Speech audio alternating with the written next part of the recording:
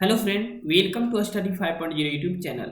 Friends, हम RRB group D के लिए प्रीवियस ईयर का क्वेश्चन ला रहे हैं जो कि एग्जाम की दृष्टिकोण से काफ़ी इंपॉर्टेंट होने वाला है। फ्रेंड्स, मैं बता दूं कि जितना आप प्रीवियस ईयर का क्वेश्चन का रिवीजन करेंगे उतना आप एग्जाम में बेहतर स्कोर कर पाएंगे और फ्रेंड्स आपका सिलेक्शन हो पाएगा। तो जितना हो सके फ्रेंड्स आप क्या करेंगे कि प्रीवियस ईयर क्वेश्चन का रिवीजन करें और ये जरूर समझने का प्रयास करें कि आखिर रेलवे जो है किस प्रकार के प्रश्न पूछते हैं, कैसे क्वेश्चन को घुमा घुमा कर पूछते हैं। इस सारी चीज़ को अगर आप समझ जाते हैं फ्रेंड्स तो आपका जो है एग्जाम में बेहतर स्कोर होगा। तो फ्रेंड्स बता दूं, यह जो वीडियो है इस सीरीज का 10वां वीडियो है।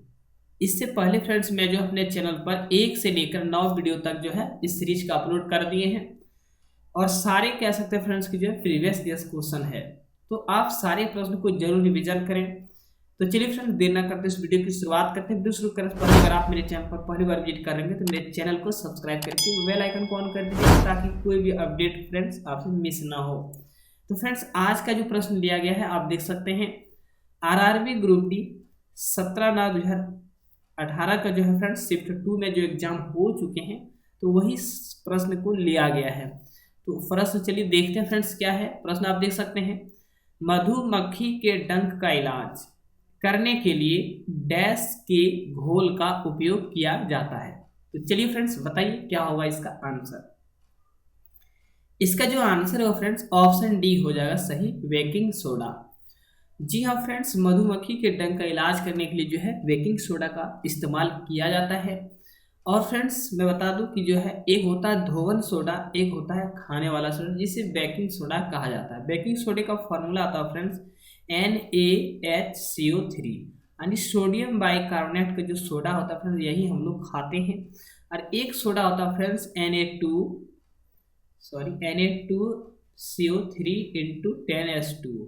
तो ये जो फॉर्मूला होता है फ्रेंड्स ये होता है धोवन सोडा का, जिसे कपड़ा धोने में इस्तेमाल किया जाता है। और यहाँ से फ्रेंड्स सिरका, प्रश्न यहाँ से भी एग्जाम में जाने कितने बार पूछे गए। तो सिरका क्या है फ्रेंड्स, 6 से 8% एसिटिक अम्ल को जो है सिरका कहते हैं, एसिटिक अम्ल। इस चीज़ को याद रखेंगे। नींबू के रस में साइट्रिक अम्ल होते हैं। दूध को जो है फ्रेंड्स लेक्टोमीटर से मापा जाता है उसकी शुद्धता को। तो ये सारे प्रश्न आप जितना क्वेश्चन को रिलेट करके पढ़ेंगे फ्रेंड्स उतना जो आप एग्जाम में बेहतर इसको कर पाएंगे। चलिए नेक्स्ट क्वेश्चन तरफ आगे बढ़ते हैं। 32वां प्रश्न और समझने का प्रयास करते हैं। चलिए देखते हैं, डैश एक प्रस्वेदी यौगिक है। तो बताइए फ्रेंड्स क्या होगा इसका आंसर। इसका जो आंसर होगा फ्रेंड्स ऑप्शन डी हो जाएगा सही, कली चूना। जी हाँ फ्रेंड्स, मैं बता दूं कि प्रस्वेदी यौगिक पहले आपको समझना होता है फ्रेंड्स क्या है प्रस्वेदी यौगिक। तो फ्रेंड्स वह यौगिक जो हमारे वायुमंडल से नमी को और कार्बन डाइऑक्साइड गैस को डायरेक्ट सोखता है उससे हम लोग जो है प्रस्वेदी यौगिक कहते हैं। तो उसका जो फ्रेंड्स मैं बता दूं कली चुना एक जो है इसका सापेक्ष उदाहरण है। यहाँ से फ्रेंड्स प्रश्न पूछे गए कि सल्फ्यूरिक अम्ल का फॉर्मूला, तो H2SO4 होता है और ये जो है इसे बैटरी अम्ल कहते हैं। बैटरी पानी में इसका इस्तेमाल किया जाता है। तो ये सारे प्रश्न को आप जितना याद करेंगे फ्रेंड्स उतना जो है, सल्फ्यूरिक अम्ल का बहुत सारा उपयोग है। ये जो है कपड़े को चमकाने में भी थोड़ा थोड़ा सा फ्रेंड्स जो है इसका इस्तेमाल किया जाता है। तो इस चीज़ को आप याद रखेंगे। और फ्रेंड्स बता दूं कि ये जो विस्फोटक पदार्थ बनाने में भी जो है सल्फ्यूरिक अम्ल का इस्तेमाल किया जाता है। तो इस सारे क्वेश्चन को आप जरूर याद रखेंगे। चलिए फ्रेंड्स नेक्स्ट क्वेश्चन आगे बढ़ते हैं। 33वां प्रश्न देखते हैं। प्रश्न है, जब एक गिलास पर रखे गए कार्ड को उंगली से धक्का दिया जाता है तो उस पर रखा सिक्का गिलास में गिर जाता है, यह कथन किस नियम को व्याख्यायित करता है। तो बताइए फ्रेंड्स क्या होगा इसका आंसर। तो फ्रेंड्स इसका आंसर आपको जरूर पता होना चाहिए। इसका जो आंसर होगा ये होगा ऑप्शन सी हो जाएगा, जड़त्व का नियम। जी हाँ फ्रेंड्स, बता दूं कि सबसे पहले जो है जड़त्व के नियम को गैलीलियो ने प्रतिपादित किया था, लेकिन उसके बाद फ्रेंड्स एक महान वैज्ञानिक आते हैं सर आइजैक न्यूटन। इनका नाम आपने जरूर सुना होगा और इन्होंने फ्रेंड्स बता दूं कि जो है जड़त्व के नियम को पूरी तरह से जो है व्याख्या कर दिया है और इनके द्वारा जो है 3 गति के नियम दिए गए हैं। ये चीज़ को आपको याद रखना। पहला जो गति के नियम दिए थे फ्रेंड्स उसी को जो है जड़त्व का नियम कहा जाता है। ना जाने क्वेश्चन एग्जाम में कई बार पूछे गए हैं कि जो है न्यूटन के प्रथम गति के नियम जो है किस चीज़ से संबंधित है, वो है जड़त्व के नियम से। दूसरा जो होता है फ्रेंड्स वो होता है संवेग संरक्षण सिद्धांत। इस चीज़ को आप देखेंगे, दूसरा जो इसका नियम है न्यूटन महोदय के ये है संवेग संरक्षण। और तीसरा जो होता है फ्रेंड्स ये होता है मतलब क्रिया पर प्रतिक्रिया, एक्शन पर रिएक्शन, ये चीज को आपको याद रखना है, क्रिया पर प्रतिक्रिया। तो ये चीज को आपको समझना है। और फ्रेंड्स जो है बल का ऐसा ही मात्रक भी क्या होता है, न्यूटन होता है। तो ये सारे प्रश्नों को आप जरूर याद रखें, क्वेश्चन को जितना उसके रिलेट करके आप पढ़ने का प्रयास करें। इससे क्या होगा कि आपका जो फ्रेंड रिविजन अच्छा होगा और आप जो है पढ़ने में काफ़ी अलग, सभी से अलग होंगे, तभी आपका सिलेक्शन हो पाएगा। चलिए फ्रेंड्स देखते हैं 34 नंबर जो प्रश्न है, निम्नलिखित में से कौन सा समूह से संबंधित नहीं है। तो चलिए बताइए क्या होगा इसका आंसर। इसका जो आंसर ऑप्शन बता दूं, ऑप्शन ए हो जाएगा सही, लोमड़ी। क्यों होगा लोमड़ी? तो सबसे पहले फ्रेंड्स आप देख सकते हैं कि यहाँ बकरी लिखा हुआ, घोड़ा है और है जेबरा। ये तीन जो यहाँ जानवर के नाम दिए हुए, आप पशु के जो नाम दिए गए फ्रेंड्स, बता दूं कि ये तीनों जो है शाकाहारी होते हैं, शाकाहारी जी। लेकिन लोमड़ी क्या है फ्रेंड्स, ये है मांसाहारी। तो ये चार समूह में एक डिफरेंट हो जाएगा लोमड़ी। तो इस चीज को आप समझ गए होंगे। चलिए नेक्स्ट क्वेश्चन आगे बढ़ते हैं। 35वां प्रश्न है, बॉम्बे स्टॉक एक्सचेंज BSE, यहाँ से फ्रेंड्स बॉम्बे स्टॉक एक्सचेंज किस वर्ष स्थापित किया गया था।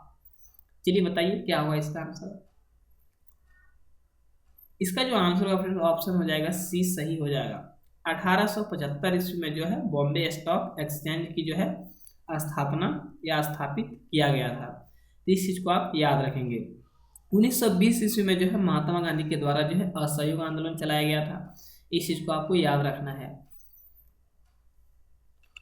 2002 ईस्वी में फ्रेंड्स आपको याद रखना है कि 2002 ईस्वी में जो है इसका जो नाम जो है बॉम्बे स्टॉक एक्सचेंज का जो है नाम बदल करके जो है किया गया था। फ्रेंड्स बता दूं कि जो है इसका जो नाम किया गया था, बॉम्बे स्टॉक एक्सचेंज का जो नाम बदल कर किया गया था, ये था पहले stock exchange Mumbai. Stock exchange Mumbai के नाम से विख्यात था, लेकिन 2002 ईस्वी में इसका नाम कर दिया था बॉम्बे स्टॉक एक्सचेंज। तो इस चीज को भी आप याद रखेंगे। चलिए नेक्स्ट क्वेश्चन आगे बढ़ते हैं। 36 नंबर प्रश्न है, डैश यानी कौन जो है 3 बार पॉली उम्रीगर पुरस्कार प्राप्त करने वाले पहले भारतीय क्रिकेटर हैं। तो चलिए फ्रेंड्स आपको जरूर पता होगा, इसका आंसर आपको बताना है। चलिए बताइए क्या होगा इसका आंसर। इसका जो आंसर फ्रेंड्स बता दूं, विराट कोहली। विराट कोहली को जो है 3 बार पॉली उम्रीगर पुरस्कार प्राप्त जो है मतलब हो चुका है। इस चीज को भी आप याद रखेंगे। फ्रेंड्स सचिन तेंदुलकर को जो है महान क्रिकेटर के नाम से जाना जाता है, तो इसे आप जरूर याद रखेंगे। चलिए नेक्स्ट क्वेश्चन आगे बढ़ते हैं। नेक्स्ट क्वेश्चन है 37वां प्रश्न है। तो 37वां प्रश्न आप देख सकते हैं कुछ इस प्रकार है, परमाणु के भीतर न्यूट्रॉन तथा प्रोटॉन, न्यूट्रॉन द्वारा प्रोटॉन पर आरोपित बल कहलाता है। तो फ्रेंड्स क्या कहलाता है ये आपको बताना है। तो इसका जो आंसर होगा ऑप्शन हो जाएगा डी, सही हो जाएगा, नाभिकीय बल। फ्रेंड्स ये नाभिकीय बल क्या है, तो ये जो है न्यूट्रॉन द्वारा जो है प्रोटॉन पर आरोपित बल है। आपको पता होगा फ्रेंड्स कि परमाणु के जो है सेंटर में जो है बीच में उसके जो केंद्र होते हैं उसमें प्रोटॉन और न्यूट्रॉन पाए जाते हैं। तो इस चीज को आपको समझना है। इलेक्ट्रॉन क्या करता है फ्रेंड्स, ये बाहरी जो है कक्षा में चक्कर लगाते हैं और उसके नाभिक में क्या होते हैं, प्रोटॉन और न्यूट्रॉन। इस चीज को आप याद रखेंगे। इलेक्ट्रॉन की खोज किसने की थी, तो जे थॉमसन ने। प्रोटॉन की खोज किसने की थी, रदरफोर्ड। और जो है फ्रेंड्स न्यूट्रॉन की खोज जेम्स चैडविक के द्वारा किया गया था। तो इस चीज को भी आप याद रखेंगे। चलिए नेक्स्ट क्वेश्चन आगे बढ़ते हैं। 38वां प्रश्न है, आप देख सकते हैं 38 में जो प्रश्न है फ्रेंड्स, कौन सा उत्तक पौधों को कठोर और दृढ़ बनाता है। तो चलिए बताइए क्या होगा इसका आंसर। इसका जो आंसर होगा फ्रेंड्स ऑप्शन सी हो जाएगा सही, स्क्लेरेंकाइमा। यह जो उत्तक है फ्रेंड्स, यह क्या करता है कि पौधे को जो है काफी कठोर कर देता है, क्योंकि यह जो एक प्रकार से कह सकते हैं कि उत्तक है। तो इस चीज को आपको याद रखना फ्रेंड्स। जाइलम और फोलियम के बारे में आप जरूर सुने होंगे फ्रेंड्स। ये जाइलम क्या है कि जब पेड़ के जड़ों में हम लोग पानी डालते हैं तो ये जाइलम क्या करता है, उस पानी को या खनिज लवण को जो है पेड़ के सभी भागों तक पहुंचाने का काम करता है, यही जाइलम। अरे एक होता है फ्रेंड्स फोलियम। ये फोलियम जो उत्तक होता है ये क्या करता है कि पेड़ पौधे में जो फ्रेंड्स पत्तियों में जो भोजन बनते हैं उस भोजन को क्या करता है कि जो यानी पेड़ के सभी भागों तक पहुंचाने का काम करता है, ये करता फोलियम। तो इस चीज को भी आप याद रखेंगे। तो चलिए फ्रेंड्स नेक्स्ट क्वेश्चन आगे बढ़ते हैं। 39वां प्रश्न आप देख सकते हैं, निम्नलिखित में से मत्स्य वर्ग की विशेषता क्या नहीं है। चलिए फ्रेंड्स बताइए क्या होगा इसका आंसर।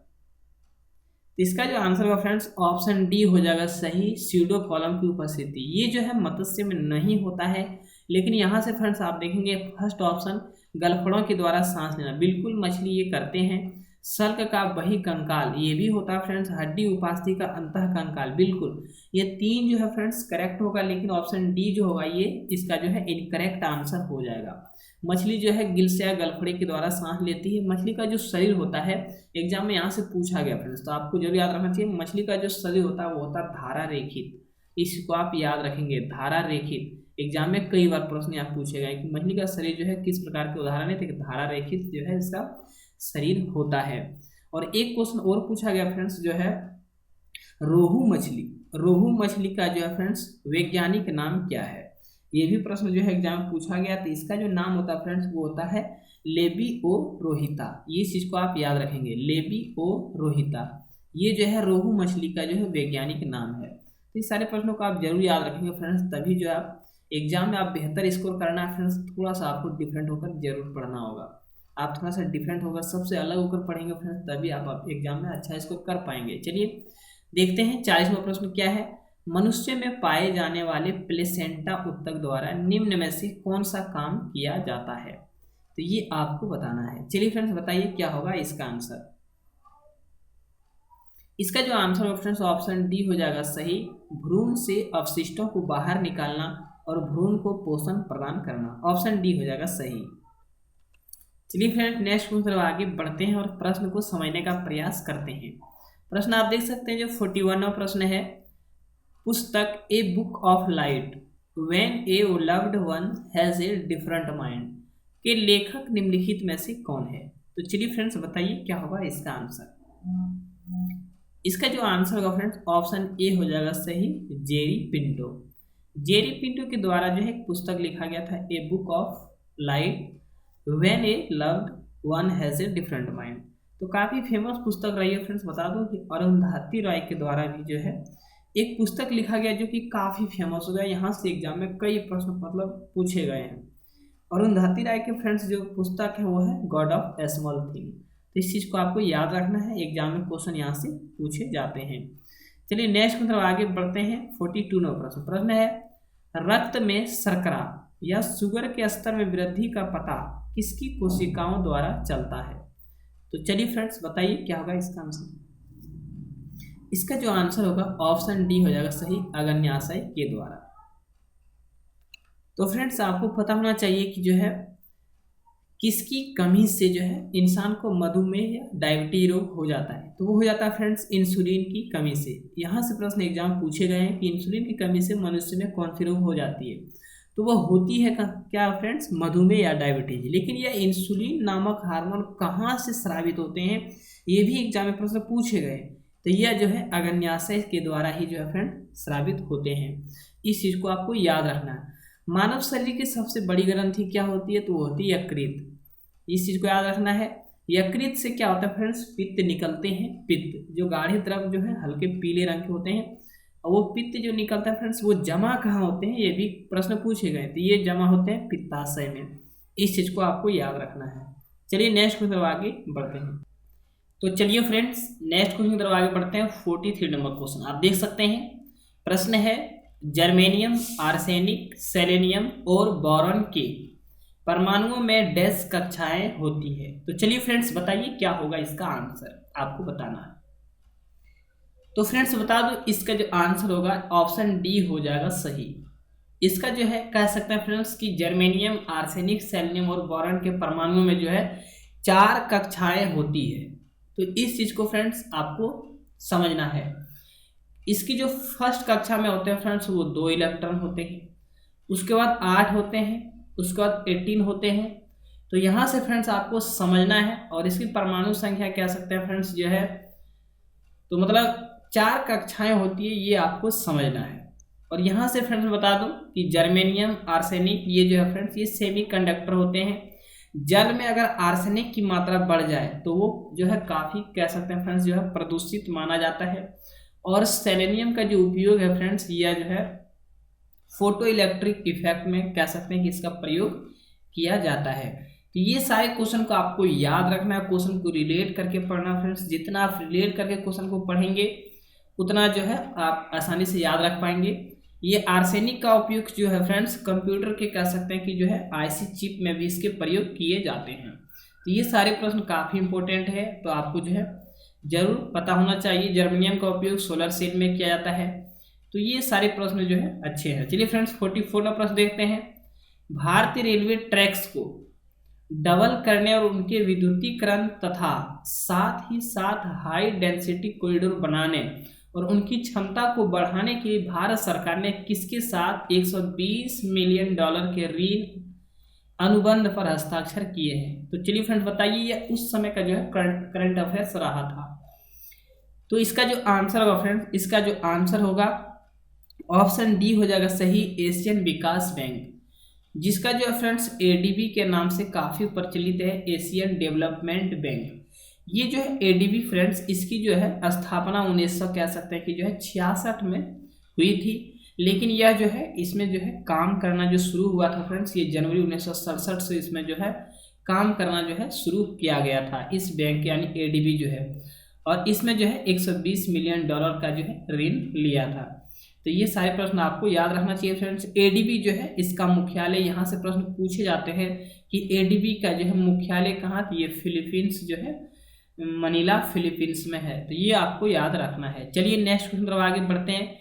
44वां प्रश्न काफ़ी इंपॉर्टेंट प्रश्न है फ्रेंड्स, एग्जाम में कई बार रिपीट हो चुके हैं, तो आपको जरूर पता होना चाहिए। 1939 ईस्वी में सुभाष चंद्र बोस द्वारा शुरू की गई पार्टी का नाम क्या था? काफ़ी फेमस क्वेश्चन है, तो आपको जरूर पता होना चाहिए फ्रेंड्स। तो चलिए बताइए क्या होगा इसका आंसर। तो इसका जो आंसर होगा फ्रेंड्स बता दूं, इसका जो आंसर होगा वो ऑप्शन डी हो जाएगा सही, all India forward block. All India जो है फॉरवर्ड ब्लॉक जो है इसकी स्थापना फ्रेंड्स सुभाष चंद्र बोस के द्वारा जो है 1939 ईस्वी में की गई थी। तो ये चीज़ को आपको जरूर पता होना चाहिए फ्रेंड्स। और यहाँ से न जाने कितने प्रश्न पूछे जाते हैं एग्जाम में, तो ये आपको पता होना चाहिए फ्रेंड्स। भारतीय सोशलिस्ट पार्टी की स्थापना 1934 में हुई थी। भारतीय सोशलिस्ट पार्टी आप देख सकते हैं यहाँ भी है फ्रेंड्स, भारतीय सोशलिस्ट पार्टी इसकी जो स्थापना 1934 ईस्वी में की गई थी। उसके बाद फ्रेंड्स आप यहाँ से याद रखेंगे जो भारतीय कम्युनिस्ट पार्टी है, भारतीय कम्युनिस्ट पार्टी की जो स्थापना हुई थी 1925 ईस्वी में हुई थी। यहाँ से भी प्रश्न जो है पूछे गए हैं। आज़ाद हिंद फौज, आपने क्वेश्चन पढ़ा होगा फ्रेंड्स, आज़ाद हिंद फौज की जो स्थापना है ये किया गया था रास बिहारी बोस के द्वारा। ये भी क्वेश्चन जो है एग्जाम में कई बार रिपीट हुए हैं। तो प्रश्नों का आप जो है, तो चलिए फ्रेंड्स नेक्स्ट क्वेश्चन आगे बढ़ते हैं। 46 नंबर प्रश्न आप देख सकते हैं कुछ इस प्रकार है, धातुओं की विद्युत प्रतिरोधकता का सही क्रम चुने। तो चलिए फ्रेंड्स बताइए क्या होगा इसका आंसर। काफ़ी अच्छे प्रश्न है, तो आपको जरूर पता होना चाहिए। इसका जो आंसर होगा फ्रेंड्स बता दूं, इसका जो करेक्ट आंसर होगा धातुओं की विद्युत प्रतिरोधकता का जो सही क्रम है फ्रेंड्स, इसमें जो है बता दूं ऑप्शन सी हो जाएगा सही। इस चीज़ को आपको समझना फ्रेंड्स, जो है ऑप्शन सी हो जाएगा इसका करेक्ट आंसर। क्यों होगा इसका करेक्ट आंसर बताना चाहूँगा फ्रेंड्स। सबसे पहले आप जानते होंगे कि जो है विद्युत जो है सबसे अधिक किस में चालन होता है, किस धातु में विद्युत सबसे तेज गति से रफ्तार से बढ़ते हैं, तो वो होता है अर्जेंटीनम, जो कि चांदी होता है फ्रेंड्स। तो इसमें जो है प्रतिरोधकता की अगर बात करें तो प्रतिरोध इसमें तो बहुत कम होंगे। उसके बाद फ्रेंड्स ये डब्ल्यू आप देख सकते हैं, उसके बाद निकेल है, यहाँ जो है एचजी पारा है। तो ये सारी चीज़ को फ्रेंड्स आपको देखना है कि इसमें जो है इसका करेक्ट आंसर ऑप्शन सी हो जाएगा। सबसे क्रियाशील जो धातु होते हैं वो होते हैं पोटेशियम, जिसका संकेत के होता है, परमाणु संख्या 19 होती है। उसके बाद फ्रेंड्स उसके बाद जो क्रियाशील है वो कैल्शियम होता है, उसके बाद सोडियम होता है। तो ये सारे प्रश्नों को आप याद रखेंगे। सबसे कम क्रियाशील, ये भी एग्जाम पूछा गया है कि सबसे कम क्रियाशील धातु क्या होती है, तो वो होते हैं सोना, जिसकी जो है कह सकते हैं संकेत जो होता है फ्रेंड्स Au होता है। तो ये सारे प्रश्नों को भी आपको याद रखना है, काफ़ी अच्छे प्रश्न है। और सोने की शुद्धता जो है हॉलमार्क से चेक की जाती है। 47वां प्रश्न आप देख सकते हैं, चंद्रमा पर किसी वस्तु का भार पृथ्वी पर उस वस्तु के भार का डैश होता है। तो चलिए फ्रेंड्स बताइए क्या होगा इसका आंसर। तो इसका जो आंसर होगा फ्रेंड्स ये हो जाएगा ऑप्शन ए हो जाएगा सही, 1/6। फ्रेंड्स आपको पता होना चाहिए कि अगर किसी वस्तु का भार जो है, वस्तु का भार, इस चीज़ को आप समझें, अगर पृथ्वी पर 60 kg है तो वो चंद्रमा पर जाकर के फ्रेंड्स हो जाता है 10 kg। तो ये क्यों होता है? क्योंकि वहाँ की जो गुरुत्वाकर्षण शक्ति है फ्रेंड्स पृथ्वी की अपेक्षा काफ़ी निम्न है, जिसके कारण से क्या होता है वहाँ जो है किसी वस्तु का भार जो है कम हो जाता है। तो इस चीज़ को आप जानेंगे। और फ्रेंड्स चंद्रमा जो होता है, ये चंद्रमा का मतलब होता है उपग्रह, यानी चंद्रमा का मतलब होता है उपग्रह। इस चीज़ को आपको समझना है। चलिए नेक्स्ट क्वेश्चन में आगे बढ़ते हैं। नेक्स्ट क्वेश्चन आप देख सकते हैं कुछ इस प्रकार है। 48वां प्रश्न है, वर्ष 1931 ईस्वी में भारत की नई राजधानी के रूप में नई दिल्ली का उद्घाटन करने वाले वायसराय का नाम क्या था? तो चलिए फ्रेंड्स बताइए क्या होगा इसका आंसर। तो इसका जो आंसर होगा फ्रेंड्स ऑप्शन सी हो जाएगा सही, लॉर्ड इरविन। ये लॉर्ड इरविन के द्वारा ही जो है फ्रेंड्स बता दूं कि 1931 में भारत की राजधानी जो है नई दिल्ली के रूप में जो है घोषित किया गया था और इनके द्वारा ही उद्घाटन किया गया था। इससे पहले फ्रेंड्स आपको पता होना चाहिए कि जो है भारत की राजधानी में अगर बात करूं फ्रेंड्स तो ये जो है भारत की जो राजधानी फ्रेंड्स बता दूं कि सबसे पहले जो है कोलकाता था। कोलकाता को जो है भारत की राजधानी बनाई गई थी। लेकिन हुआ क्या फ्रेंड्स बता दूं कि जो है 12 दिसंबर 1911 ईस्वी को 12 दिसंबर 1911 ईस्वी को जो है कोलकाता से दिल्ली को जो है राजधानी बनाने का जो है घोषणा किया गया। लेकिन फाइनली जो है 1912 ईस्वी में जो है कह सकते हैं कि 1912 ईस्वी में जो है दिल्ली को राजधानी बना दिया। लेकिन 1912 के बाद फ्रेंड्स 1931 की बात आती है। इस समय क्या हुआ कि भारत की राजधानी दिल्ली को न बना करके नई दिल्ली है तो एक ही जगह फ्रेंड्स, लेकिन जो है नई दिल्ली को जो है कह सकते हैं कि राजधानी के रूप में घोषित कर दिया। और ये किसके द्वारा किया गया था? तो ये लॉर्ड इरविन के द्वारा किया गया था। तो ये सारी बातें आपको समझ के रखना है। चलिए नेक्स्ट क्वेश्चन आगे बढ़ते हैं। 49वां प्रश्न है, उस लवण का उदाहरण निम्न में से कौन सा है जो जिसके जलीय विलयन का पीएच मान 7 से कम होता है? तो चलिए फ्रेंड्स बताइए क्या होगा इसका आंसर।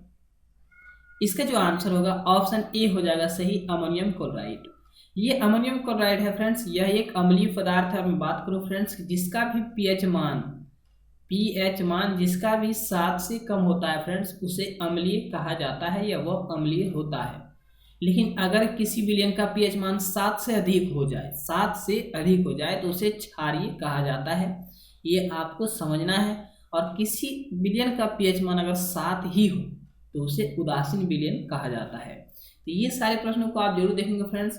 ये पीएच स्केल जो है ये क्या मापता है? तो ये जो है हाइड्रोजन की शक्ति को मापता है।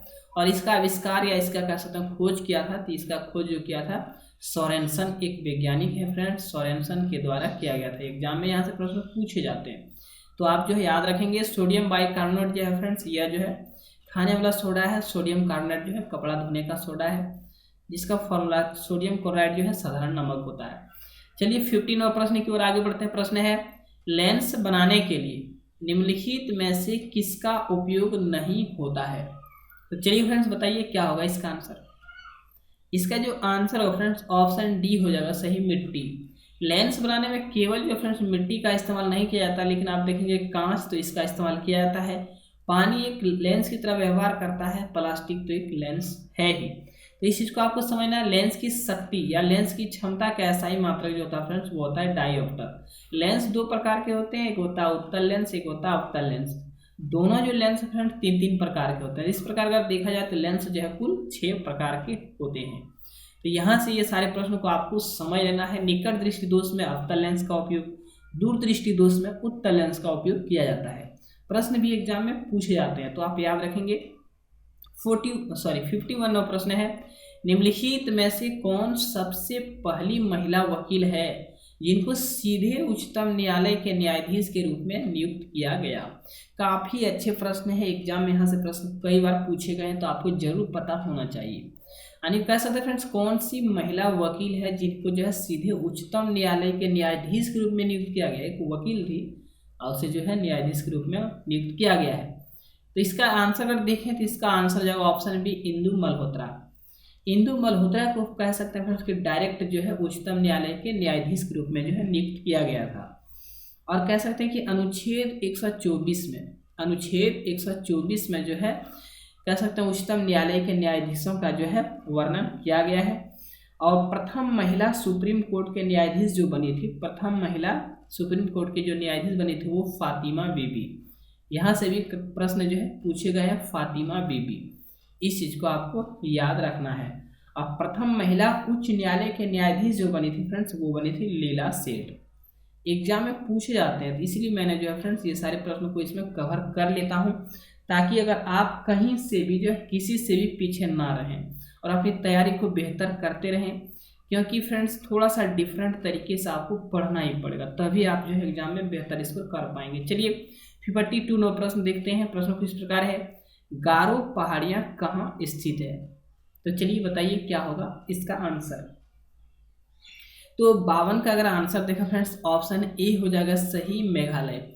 बात करूँ फ्रेंड्स, केवल गारो ही नहीं, गारो, जैंतिया और खासी की पहाड़ियाँ जो है मेघालय में है। प्रश्न यहाँ से पूछे जाते हैं, गारो पहाड़ियाँ और फ्रेंड्स जो है जैंतिया और खासी, तो ये तीन चीज़ जो है वहाँ की पहाड़ियों के नाम तो है ही, लेकिन साथ ही वहाँ की जनजाति भी, कह सकते हैं कि ये 3 प्रकार की जनजाति भी मेघालय में ही पाई जाती है।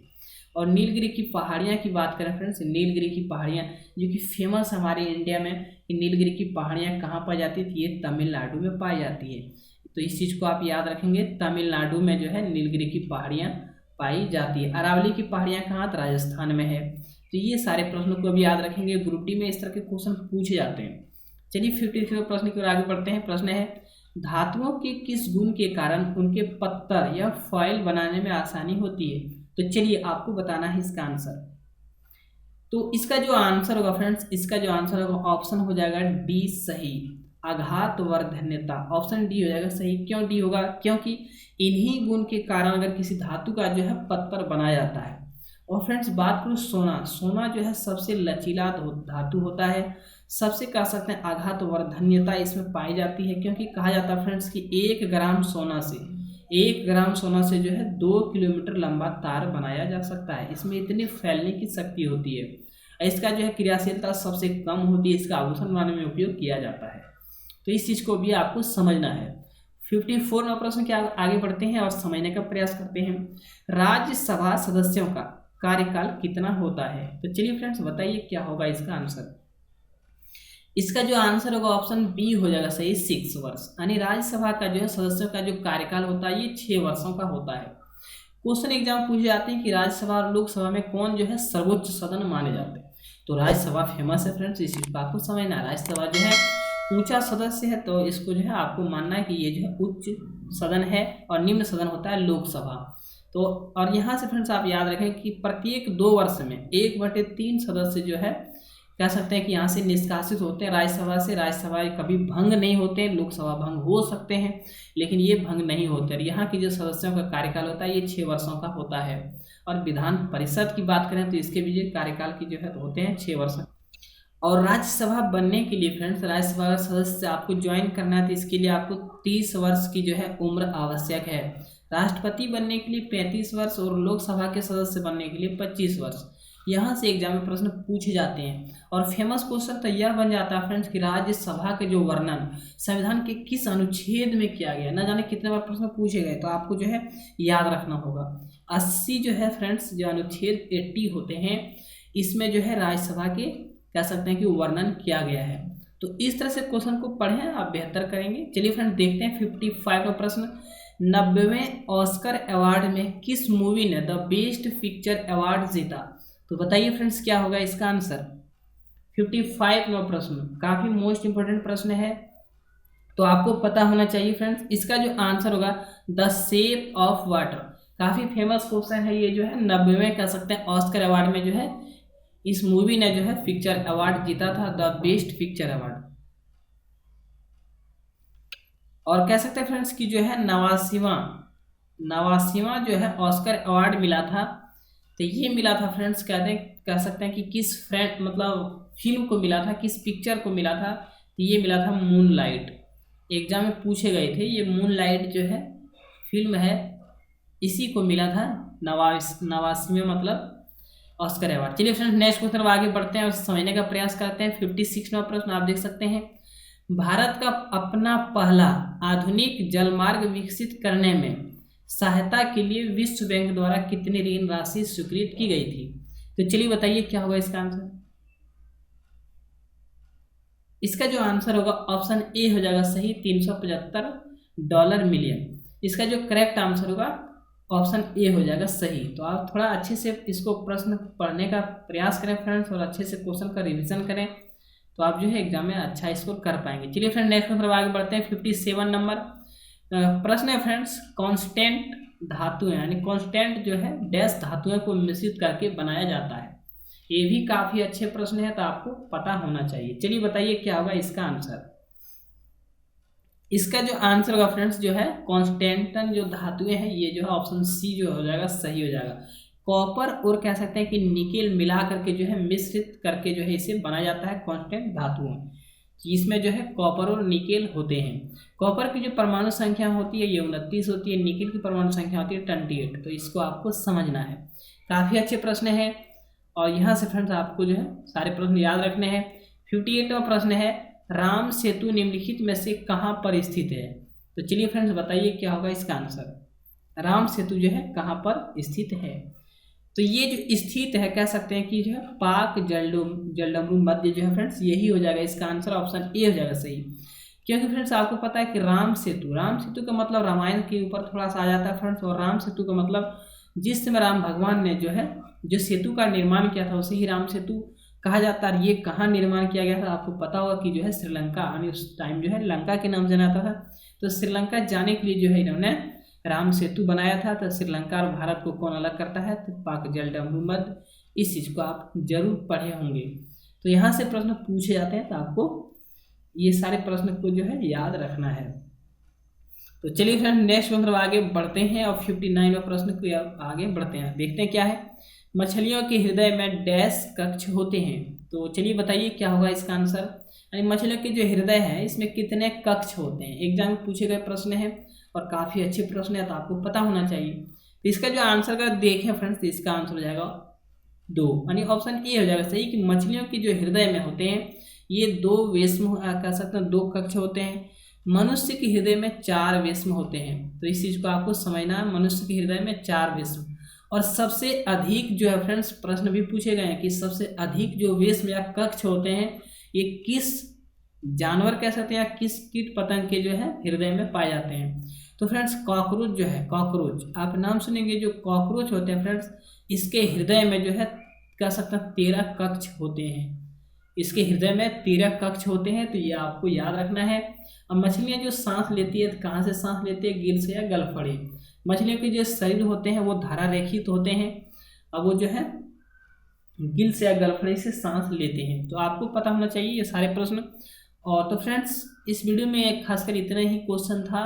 नेक्स्ट वीडियो में देखेंगे फ्रेंड्स। तो इस वीडियो में इतना ही, तब तक के लिए जय हिंद जय भारत।